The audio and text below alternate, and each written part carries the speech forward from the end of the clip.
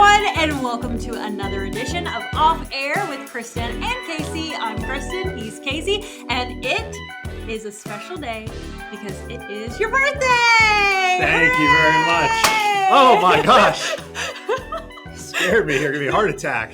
Happy birthday! Thank you very much. And before we go any further, Off Air brought to you by Food City. Even though birthdays, we can't forget the sponsorship. That's right. So thank you, Food City. And thank you. Yes, we are filming this on a big birthday. It is a big birthday. I didn't know if you wanted to tell everyone which one it is. Yeah, I don't care. I'm 40. 40th birthday. Oh no. It's just a number, you know. How did you spend your 40th birthday? Working. I went to the Y early in the day. And when you checked in, it said something about it, knew that the birthday, it made some noise. So Donna, the receptionist, was like, happy birthday. So that's started the day there, and spent a little bit of time with a lovely wife when she was done with work before I came to work. And you get to spend time with me. We get to spend with my work wife. And, we went to dinner. You treated me to dinner. It was very nice of you on my birthday. And now we're filming our podcast, which we haven't done in a couple weeks because of the trial, which we kind of alluded to the last episode. We said we might be a couple weeks. We didn't really know. But fortunately, we missed 2 weeks and we're back at it. And what a day to come back on my 40th birthday. I love it. We should do this every year. We'll just take a couple weeks off, and then on your birthday, we'll come and do another episode. And look at this. Give me wear a ridiculous hat like this. I know. I'll do anything for you. All these decorations back here. My desk at work when I came in was all like this. So some confetti. All thanks to Kristen. And also now, who's going to clean all this up here too? Well, we won't worry about that. All right. One thing at a time. Okay, we'll clean this up after. Yeah, we're not going to make anybody else do it. So we'll be here for a while after doing a little cleanup for all this favors. But yes, 40 years old, hard to believe. When you're younger, you think 40 is absolutely ancient, and that was 100 years away. And then when it started creeping up, I was like, oh, okay, well, 40 is the new whatever now. So it's great. I mean, I'm very fortunate, got a lot to be thankful for. So, but yeah, 40. It's here, not as scary as I thought it was going to be when I was a kid, I guess. Yeah, that's great. Love to hear it. Something I can look forward to. I can always tell you about what you're looking forward to because you have several more years to go before you get to this milestone. Yeah, that's the good thing about, you'll always be older. I will always be able to tell you what birthday you're experiencing because I will have done it many years before you did. So I'm definitely, I guess, I'm definitely on the upper end of the scale age-wise at the TV station. I always say when I started here at WCYB in 2010, I came here as the weekend sports anchor. I was the youngest on-air person at the station when I was 25 years old. It's quickly how that changes. And now I am 40, and I'm not the oldest. I mean, we got Dave. I mean, Dave's got that covered. But I am definitely in the top. I'd say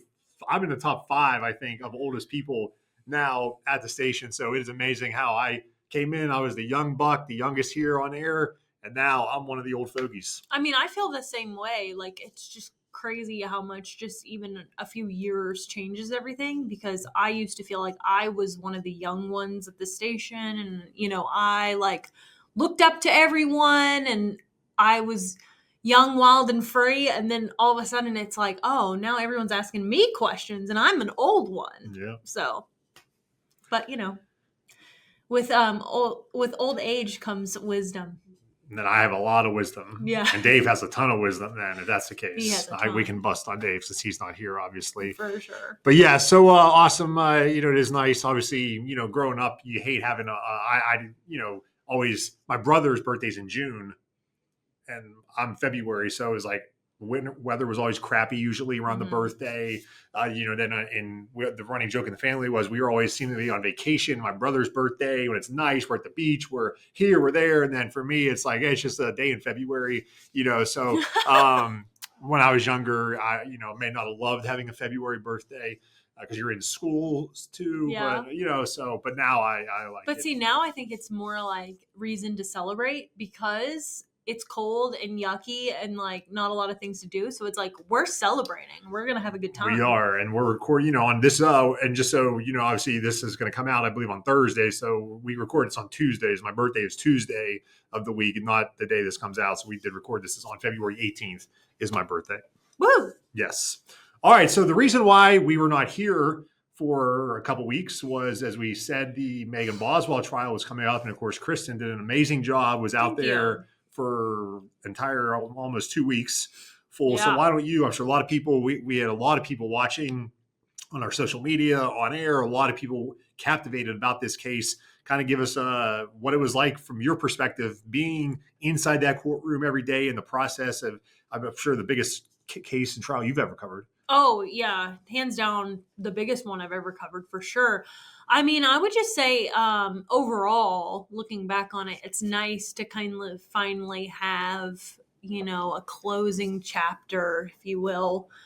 Just because I covered it too when Evelyn first went missing in 2020. So, it's just crazy to think that that's been 5 years I ago. It know. doesn't feel like that to me, just because those 5 years just went by so quickly. But yeah, so it was nice to be able to finally say, okay, we've like closed the chapter. But it was long for sure. It was just, we were really hustling throughout the entire process. So, I would get there around 8 o'clock every morning, and then I'd leave probably around 6:30 in the evenings. But not to say that there aren't people, I don't ever like to complain about like working long, because there's always people that work a lot harder than we do. But it was long to sit there and listen to every single thing. And then also not just listen, but like work on trying to get things back to the station, like get video back to the station and edit it and then go live, and like all of the things that we do behind the scenes in order to get it out to the viewers. But you're in the courtroom. You are not allowed to have your phone, correct? Yes. So that was a big thing too. I've covered court before, and I have covered court in criminal court before. I've covered court with Judge Goodwin before, but this is the first time that I've covered court in Goodwin's court where there was no cell phones allowed. So that was a little bit different. Totally understand the reason for that. But so what we had was, we had like a little media room upstairs, which was very nice that they did that for us. And in the media room, there was a big TV where we would stream the trial. And then we could all sit there with our laptops and do what we needed to do. So you could either watch it from the media room, or you could go sit in the courtroom and watch it in the courtroom. Now, We lost the birthday decoration. Okay. Yeah. But my thing was, I really wanted to sit in the courtroom as much as possible, just because you can hear better, you can see everything better. And I really wanted to be able to look at Megan, and I wanted to be able to look at the jurors and get their reactions to things, and just be able to try to, guesstimate what they were thinking, or, something like that. So how they reacted to something. Yeah. So I really like to be in the courtroom and sitting there on the front row and just like paying attention and going back old school and taking notes with pen and paper. So.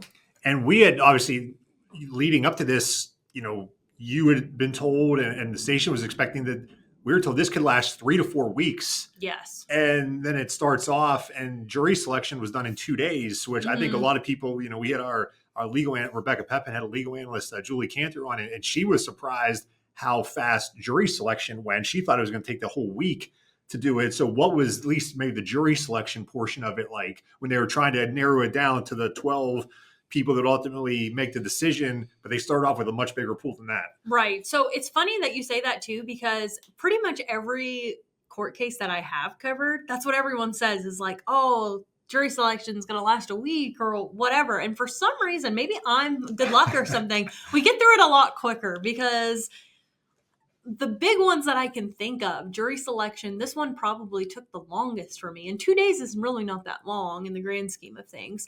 But jury selection for me wasn't as hard either, though, because there's just less information to get out to the public. Like when you have like 12 people that are on the stand in one day, it's like, how do you narrow that down for TV in 1 minute and 30 seconds to tell everyone? Versus like jury selection, it was like, okay, I got this. This is pretty easy. But it was interesting to sit there and listen. The jurors were brought in one by one, which is different too. a lot of the times they bring you in as a group. This time they brought people in one by one, and they kind of grilled them on, what do you know about the case? And like, if you do know about the case, can you make a fair decision? Can you set aside everything you know about the case and say, I can make a fair decision and an unbiased decision? So that's what they were asking people. So you could know about Megan and you could know about Evelyn a little bit. Obviously, if you knew every single little detail, you'd probably get axed. But like, if you knew a little bit about it, but you think like, oh, I can take what I know, set that aside, and just listen to evidence, then you could be selected. So I think that was interesting because a lot of people don't know that. They feel like, oh, I know about this case, I'm going to get kicked off. But then the other big thing too was being sequestered. I mean, imagine being a juror and being sequestered in a hotel room and not being able to go home and see your family, even for 8 days. Yeah. That's a long time. And it was the first time in 20 years that Sullivan County had done that. Yeah. So that's a big ask too, especially if you have family. So we saw a lot of people leaving because of that reason, or not. If the jury wasn't sequestered, this probably would have been done even sooner, right? They would have been able to find a jury much quicker if they weren't having to people that could have done it. But then when you throw in the sequester part, they're like, no, I can't do that. Yeah, and they started asking the sequester part first to make sure. Now, they did have questionnaires that they could go through, and they could ask people about that pretty quickly. But, there were just some people, like we discussed the one day, with allergies. Like if you had severe allergies, like this one woman had a severe allergy to onions. It's like, well, that might not seem like a huge big deal, but if they're bringing in food for the jurors and you can't, try to say, oh, the onions can't touch certain food. And so it was just interesting, that kind of thing too, seeing that. But a lot of people they left for certain reasons, family matters, health, and then, kids, like if you have a little kid and you're a single mom, you can't be sequestered for 8 days. So it was interesting. And then I know the first day once the trial started, there was an issue that first day. And so it was like 2:30 and the judge was like, called it for the day because he had to go watch a video or something. And us back at the station, we're like, oh, great. The first day they're already running into this thing. It could take a month, but then after that, there were no other issues like that, and it was smooth sailing kind of the rest of the way. Yeah, it really had to do with just one charge that they dropped of Megan's, that they needed to go back and look and see if this video could have been shown to the jurors, which eventually it was. So you're right. Yeah, it was just a little hiccup, and then we got through it. But it was all in all, I mean, it was interesting to be in there, and obviously like a lot of people were interested in it and there was a lot of eyes on it, but it's also just really sad. It's unfortunate that this even happened in our region, and I wish it didn't, but all in all, it was an interesting experience. It was also interesting too to see, like, we had Court TV with us. Okay. So we had like some national media coming to the area too. So it was interesting to kind of see how they worked versus how we worked too. And so once we got through the trial, then it was on the Wednesday, the closing arguments, and then it was like 3:00. It goes to the jury, and they start deliberations. Kind of give me your insight at that point. I mean, at that point, you really can't do anything. But then, like, you're wondering how late are we going to stay? Are we going to come back the next day? Kind of walk me through once the jury got the case. Oh, of course. Yeah. That was the number one thing. And here's the thing too. We had sat in there, and the jurors had sat there, and everyone working in the court system all day long, and then they rested, and it was like, okay, the jury has to decide. And so we run out to do our live shots for 5:30, and 6, and we kept wondering, oh gosh, are we going to be here until 9:00 at night, 10:00?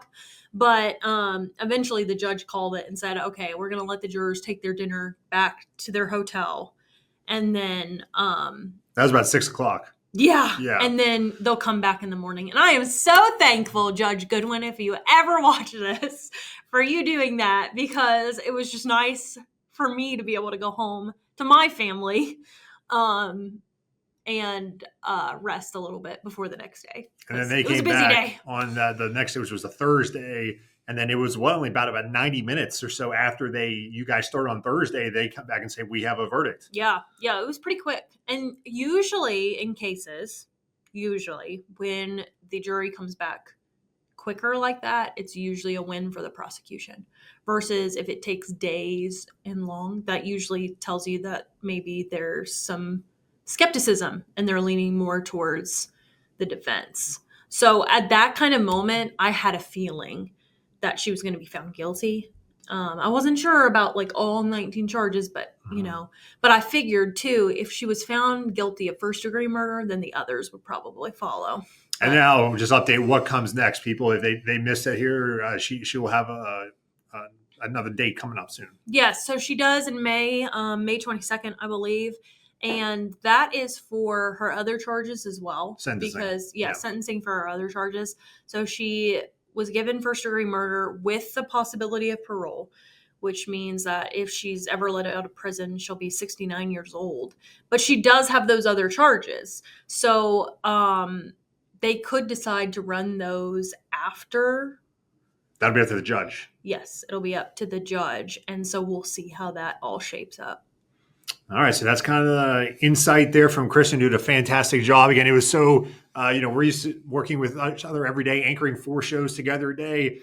I know, I felt bad leaving you hanging. Hey, it's okay. But I mean, so the last time I saw you was, that trial started on a Monday, which was February the 3rd. Mm-hmm. So the last time I had seen you was the Friday, which I guess that would have been January 31st.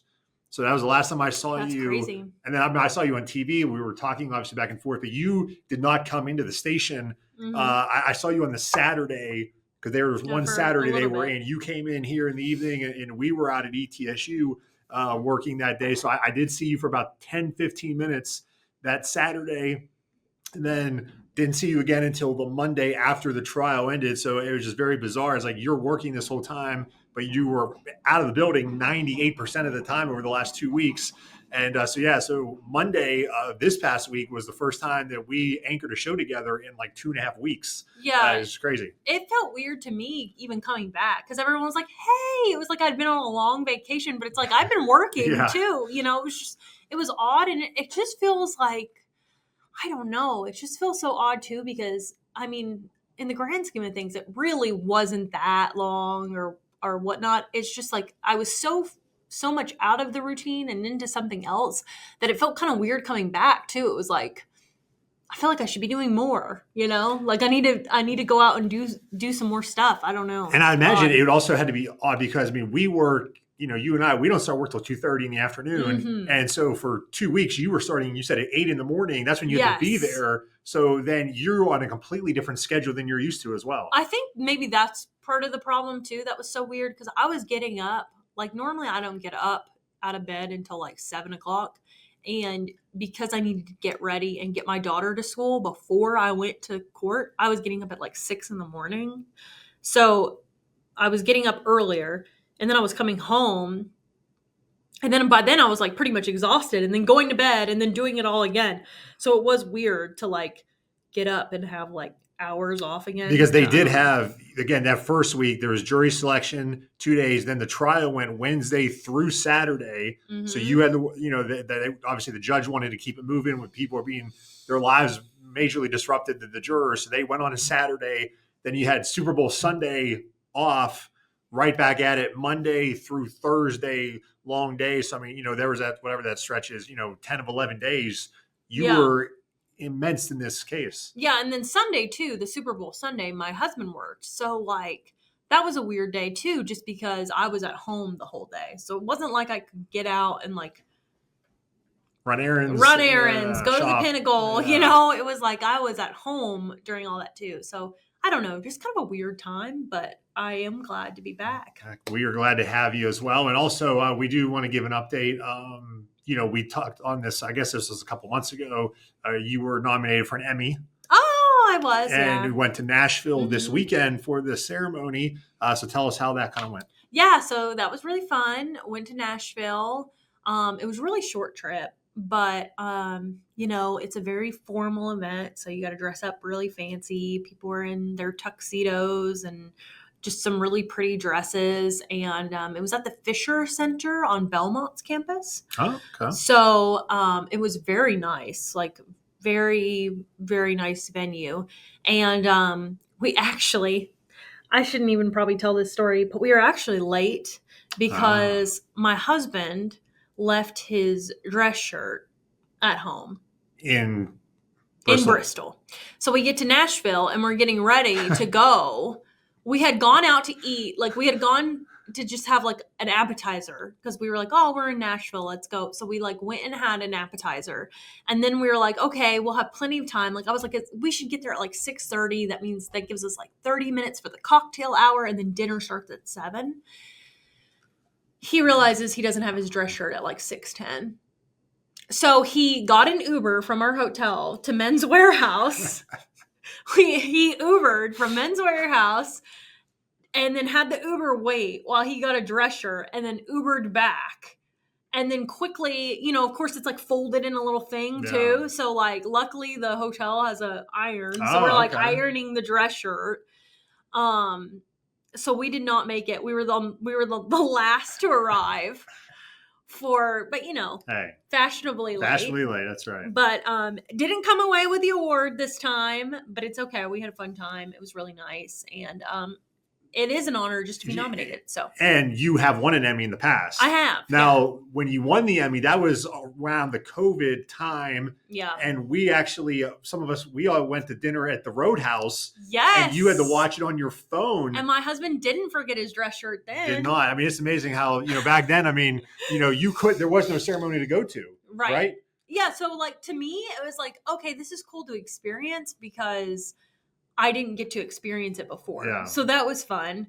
But I didn't get to walk up on stage and give a speech, but I'm okay with that because that was kind of stressing me out a little. So, so the recap, so you won your Emmy sitting at a Texas Roadhouse in Bristol. I did. Maybe that's the way to do it. And then you did not win it when you actually got to go to the award this time. But and cool here's experience. The thing, when we went to Texas Roadhouse, it was it was a big group of us. Yeah. It was you and Kelly and Dave and his wife and me and my husband and my friend Ashley, and we all got to just go and eat. Yeah. And I think I'd rather do that. It was fun. Because I mean, it was you and your husband. There was no one else there. Yeah, you knew, I don't right? know anybody else. Yeah. So it's not like, I mean, I met some people. So, yeah, but like at the Roadhouse, I mean, it was obviously you could do something with your friends and family, whoever you wanted to. Yeah. And, you know, because it was a virtual thing. But so, again, it was a heck of just to be honored, to nominated for it. So even though you didn't win, she's a winner in our book. And you saw that with what she did in the trial and her Emmy from a couple years ago. I think now we should talk about you. I want to know about ETSU because I didn't get to go and I'm sad. Yeah, I got to kind of dip my finger, I guess we're going to hold here, fingers back into the sports a little bit. A couple weeks ago, we broadcasted ETSU basketball. We are the ETSU station here at WCYB. So we got to broadcast the men's and women's doubleheader, which was a couple Saturdays ago on our Comet channel, which is like 5.3. So we kind of made it a WCYB day. You know, myself, Preston Ayers was out there, Rebecca Pepin, Heather Williams, Dave Dirks went out there. Ethan, our producer, came out there as well. So there were several of us out there. We're kind of making it like a WCYB day. Cole Johnson was out there. And then we also, in between the two games, myself, Heather, and Cole, we kind of did a 30-minute live show out at Freedom Hall, recapping the women's game, looking ahead to the men's game. Because, you know, otherwise we would have just went to whatever programming was for 30 minutes. So we did something. We tried to keep the audience. So we had some special content that we did. And Cole got to do the sideline reporting for the women's game, and Heather got to do the sideline reporting for the men's game. You know, ETSU has their own announcers, but then they were able to get a sideline reporter for that. So it would have been great, but unfortunately I was a little under the weather as well. My voice was, I woke up that morning and my voice, I felt fine, but my voice was going. And so I was like, oh, this is not going to be good. Because I was supposed to, Dave, for the women's game, you know, ETSU, if you go to a game during like the timeouts, sometimes they have events out on the court with a fan will try and make a basket or they'll win something or games or whatever, things like that. So they have somebody that ETSU has that kind of runs the show for that. They do the announcing on a microphone. And so they were going to have Dave was going to do it for the women's game, and I was going to help for the men's game. And so Dave and I had to go out there maybe about a week before just to kind of meet them and go over what it would be like. So we get there that day. Dave does a great job for the women's game. And I knew I had this 30-minute show to do. My voice, I was struggling. So Oh, I no. was like, I don't think I can be, yelling into a microphone in front of 5,000 people as hoarse as my voice was. So Preston stepped up and filled in for me. So he did that for the men's game. So I do really appreciate Preston stepping up for that. So, Shout out to but we Preston. did get through the 30-minute show, Cole, Heather, and I. But yeah, my voice, it only got worse like Sunday and into Monday. I remember and I feel like a lot of people at the station were sick Yeah. because I call in. So when I covered the trial, for people that don't know how it works, when I was out live, you call in on an earbud to the station. And the only time I can hear other people is they talk to me, or like if they're running through a show, sometimes they'll pop up Casey's mic while he's on the desk or something like that. So sometimes if you call in, you can catch people talking. And it was like all I heard on Monday was like coughing and like, I'm like, and then Rebecca didn't sound good. Yeah. You didn't sound good. I was like, is everyone okay? Yeah, Rebecca was at the game too, and she's like, my voice is not great either. So we all did go through T-shirts and stuff together, but Preston and Dave handled the microphone because after we did that show, I kind of was cooked with my voice, and then also I had to work on Super Bowl Sunday because it was on Fox. So and Dave was also sick at that time. Yeah, so you guys all sounded bad. Dave and I did the Fox show after the Super Bowl, and we both sounded horrible. We were miserable. Oh, And then we both were out sick on Monday. Like, because I was on Saturday at ETSU, I felt physically fine. It's just my voice. you're right. Sunday, the voice was still bad. And then as the night went on, I was like kind of getting stuffed up and congested. But we got through the show. And then Monday, I could You not were like not. come to work because you were not here. Obviously, you were at the trial. So I was looking at doing like 4 shows by myself. I was blowing my nose every 3 minutes. I'm like, I no. could not do it. So yeah, Dave was out sick that day. I was out sick that day. And Rebecca sounded bad, but she powered through and filled in. So yeah, there's a lot of people, sickness was going around. Yeah, I feel like we've turned the corner though here at the station. Everybody is, I think that was Thank sick. goodness, right when I came back. So Yes. I escaped. Yeah. So yeah, it was, but yeah, the ETSU was good. The men won that day. They beat Sanford, who was first in the league, and the women lost in overtime. So it was a fun day. A lot of us got to go out there, and that was the first time. Glad you made it through. Hopefully next year you'll be a little bit healthier, not as sick. Yes. Yeah. Now again, yeah. I mean, I'm glad because if how I felt on Monday was Saturday, I would not have been able to obviously do anything, Right. but I was able to get through on Saturday. So yeah, that was fun to kind of, and I got to do a sit down interview with Coach Savage, the men's coach, a couple of days before that game. Oh, yeah. So it was nice. Obviously, I knew him back when he was here the first time when he was an assistant coach under Steve Forbes, is when I was still doing sports. So, but since he's been back to do the head coach, I've only think I've gone out to maybe 2 or 3 games over the last 2 years. So it was nice to visit with him. And, I really hadn't seen him. I think I ran into him at the football game that we went out to, the ETSU in North Dakota State. I saw him out there that day, but it was nice to catch up with Coach. I hadn't seen him, since the season started. So they kind of got the injury bug going right now a little bit at ETSU. So hopefully they can get their guys back because, they've proven that, they've beat Sanford twice. Certainly what they did last year in the SoCon tournament, if they can get all their guys healthy, I think they have a good chance as anybody to cut down the nets in Asheville. But if they got to get their guys healthy, if they don't, I don't think they're going to be able to pull off the SoCon tournament, which will be here in a couple of weeks. Exciting. In Asheville, yes. Go Bucks. And while we're on basketball, Mac McClung, how about it? Oh, yeah, so cool. It's always so good to see him. To back. So First time awesome. ever anybody's ever won 3 straight years of the slam dunk contest. I thought this was his best year doing the dunks. I mean, he did the car, and he had the 2 balls there. Yeah. I mean, he was very Awesome. unique because, I mean, it'd be so, I think, difficult to come up with new dunks that haven't been done. I mean, the car had been done before, but I don't remember anybody doing the 2 balls before. So, I mean, he did a great job. He nailed every one on the first try too, which so good. Nobody else there did. The Stephon Castle, the kid from UConn who he went with in the finals, he actually did pretty good in the finals. Like, it was like if Mac would have slipped up at all, he may not have won, but he rose to the challenge. And I thought this was his best year of the 3. that he did the dunks. And yeah, I mean, I thought he was fantastic. Here's my thing about it, though. Here's my pitch. Anybody that's listening, I love it. I think it's great, but I don't understand. I think that they need to raise the money Okay. and say, okay, it's $5 million is what you're going to win. And I think you'd have more people participating. Like, I want to see the LeBron James slam dunk, like contest. Like, maybe you could get some other players to also participate. I mean, I still think that Mac will win it, but I think that would be cool to see in the future. Yeah, no, certainly. I mean, you look back into history. I mean, of like great players. I mean, like Kobe Bryant did the dunk contest. Mm-hmm. Michael Jordan did it like in his younger days. But unfortunately, that's one thing about LeBron. He never did it.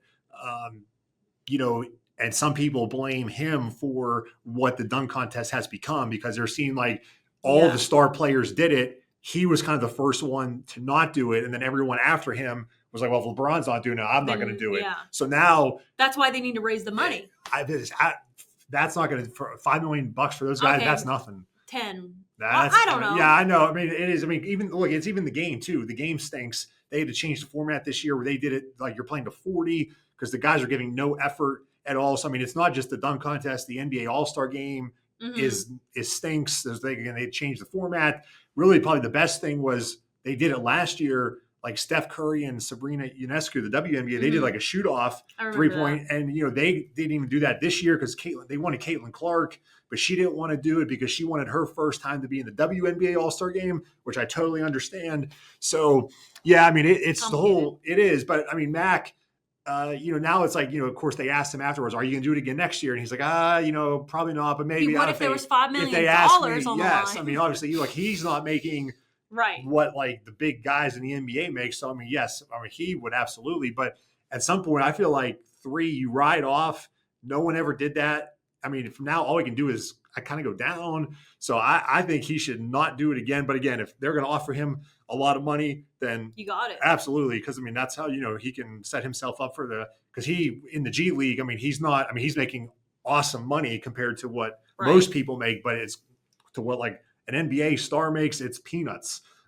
So if he can get, and I think I saw something, he makes more money doing the dunk contest, winning it than he does for being in the G League. Just go ahead and.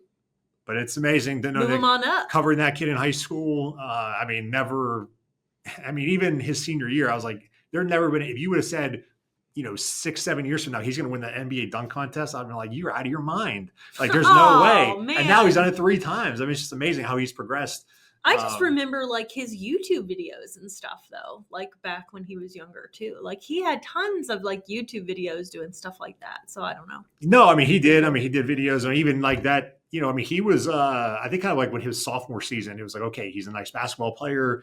Then he could like junior year, he was, okay. I mean, I think he maybe been dunking then, but then it was like when the senior year started, it's like, whoa, like the transformation he made between his junior and senior year of high school was wow. And then it was like, I mean, obviously I never, covered the Harlem Globetrotters or like, I would feel like it was like the Beatles with the Gate City boys basketball team that year, his senior season, everywhere they went. And I was fortunate. I was at a lot of their games that year, probably upwards of 20 of their games because I didn't care where they were playing. If we could get there, we were going because it was just like, you had to be there. You didn't know what he was going to do. Every gym was packed and to see where he's got now. I mean, that was probably the most fun I had for like not just like a one day, but for like an entire season, kind of covering them any chance you could get Gate City. Because the first game they played his senior season, I think they played Lehigh at home. And Patrick Ewing, who was the coach at Georgetown, because they were, recruiting him, came to that game. And not only Mac, but Bradley Dean and Zach Irvin, his teammates,